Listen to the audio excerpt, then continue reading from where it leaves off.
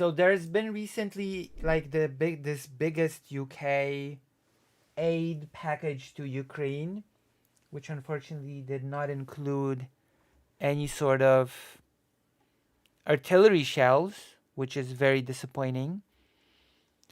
And the UK has positioned itself as an amazing, amazing, amazing ally.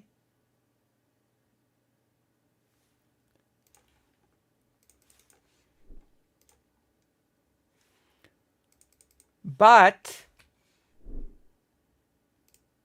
it also seems that while flaunting the whole we're giving the biggest package ever, we're being such good allies, it seems like at the same time the UK has been buying up Russia's oil. And from what I've read, from what I've seen, the UK has provided more money to Russia from buying oil than before 2022. Russia has made more money from the UK by selling oil than before 2022, than before the full-scale invasion. That is crazy. That is just wild. Because let me remind you, oil is the lifeblood of Russia's war. There is no Russia war without Russia being able to sell its oil. There is none. It is the main source of income for Russia's war effort. So the fact that the UK seems to be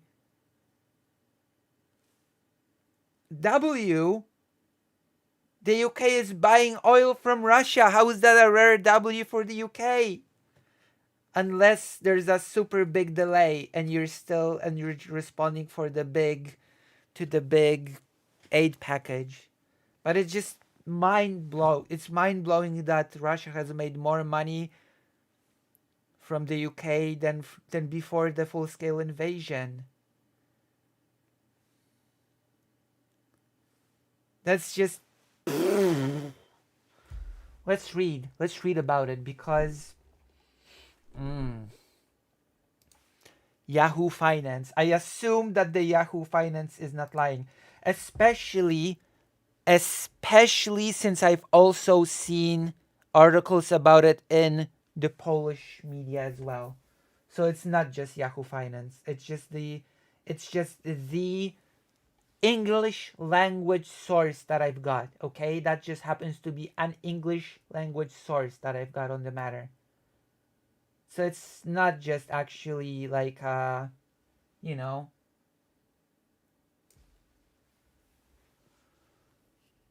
UK continues to import Russian oil despite official ban. The UK imported in 2023 approximately 5.2 million barrels of petroleum.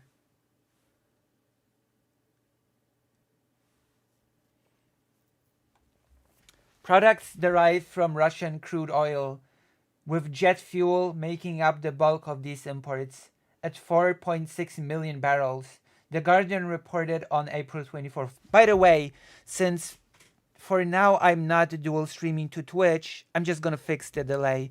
Like, I have a way to fix if I'm for now streaming only to YouTube, I'm just gonna fix the delay. So from tomorrow, the delay should be significantly lower. The delay should be much, much better tomorrow. Yeah, it's gonna be better tomorrow. Sorry, I apologize. It's gonna be much better tomorrow.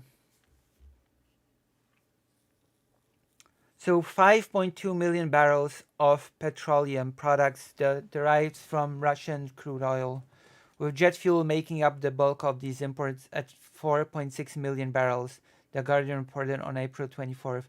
This investigation highlights accusations against the UK of indirectly supporting Russia's military actions in Ukraine by purchasing refined oil from countries that process Russian fossil fuels. Environmental news site Desmog analyzed government data showing that UK imports of refined oil from India, China, and Turkey reached a record $2.75 billion in 2023, a significant increase from 543 million in 2021. This rise comes despite pledges from Ukraine's allies to divest from Russian oil and gas following Russia's invasion in 2022. While the UK officially banned imports of Russian oil products starting December 5, 2022, a legislative loophole has allowed Russian oil to continue entering the UK. The loophole works by allowing Russian oil, once refined in a third party country, to no longer be classified as Russian, therefore circumventing the trade ban. Oh, yes, we're such great allies to Ukraine. We're gonna support Ukraine till the end. We're gonna support Ukraine for no matter how long it takes. What a joke. This is the thing that allows Russia to continue its war. Russia primarily, dominantly depends on its oil sale to be able to finance its war. And it's really, it's just a joke if countries like the UK say, oh yeah, we're with you till the end. We're banning Russian oil. Oh, by the way, we're still buying Russian oil. We're just, we're just doing it through a loophole. Business as usual. No, well, not business as usual, actually. Actually, it seems like the UK buys more oil now. So it's not even business as usual. It's worse. It's worse than business as usual. It's much, much worse.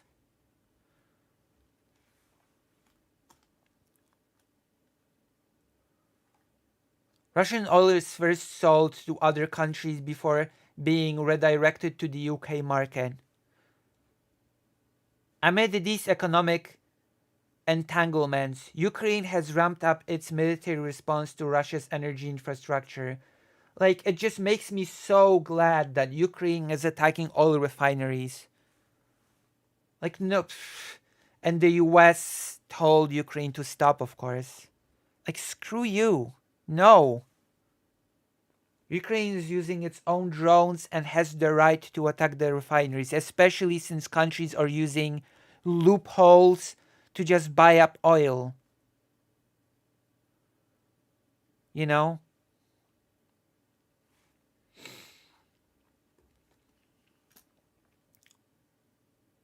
Amid these economic entanglements, Ukraine has ramped up its military response to Russia's energy infrastructure. In March 2024, Ukrainian forces successfully targeted at least 12 oil refineries in Russia, although this figure does not account for additional strikes by the Ukrainian Ministry of Defense's main intelligence directorate.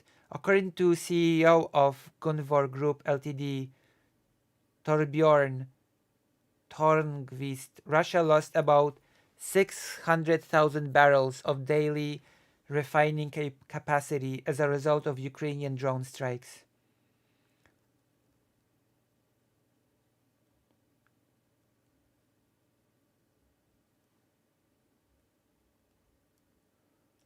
Drones attacked the Kursk, Belgorod, Tula, Berezin, Nizhny Novgorod, etc.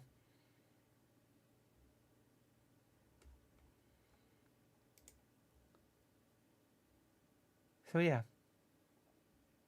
What do you think? What do you think of this? Isn't it, I don't know. I don't usually use the term hypocrisy much, but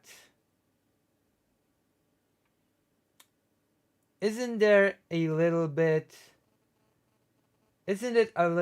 hypocritical? Isn't there a little bit of hypocrisy to the fact that the UK frames itself as such a great ally, that the UK frames itself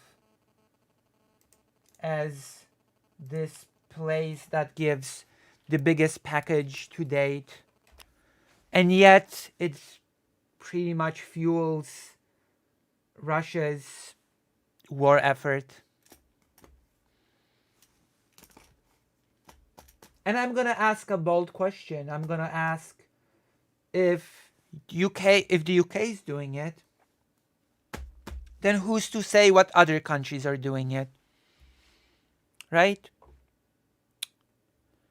If the UK is doing it, then why would other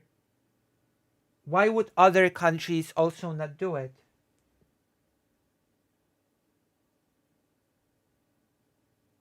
You know? It just makes perfect sense. Especially since um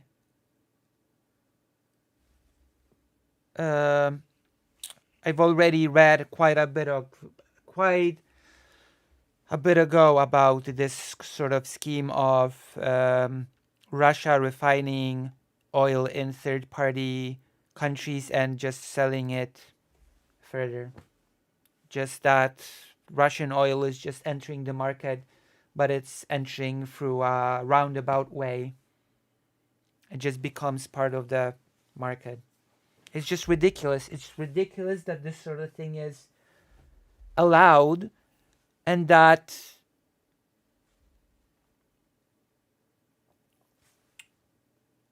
well, that's Dexmex. What do you expect? Economics always sadly comes first. Well, that's pretty short-sighted economics, I would say, because if Russia wins in Ukraine and brings the war to Europe, then I'm sorry, the economics in the long term are gonna suffer more than the immediate gain that is being had now from selling the oil. Like, it is a very short-sighted way of sort of it is very short-sighted economics, in my opinion. Like, I don't think it's very smart. It's a very smart way of thinking about economics, personally. Like, sure, there's the immediate gain from like the oil, but think about what happens when Russia continues its sort of war after Ukraine.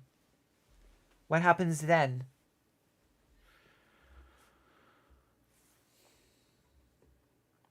Like, states need to learn to think beyond the immediate now, right? It's just that needs to happen. That needs to happen. Also, hello Dexmex, welcome to the stream. Welcome. And Alzos as well, welcome.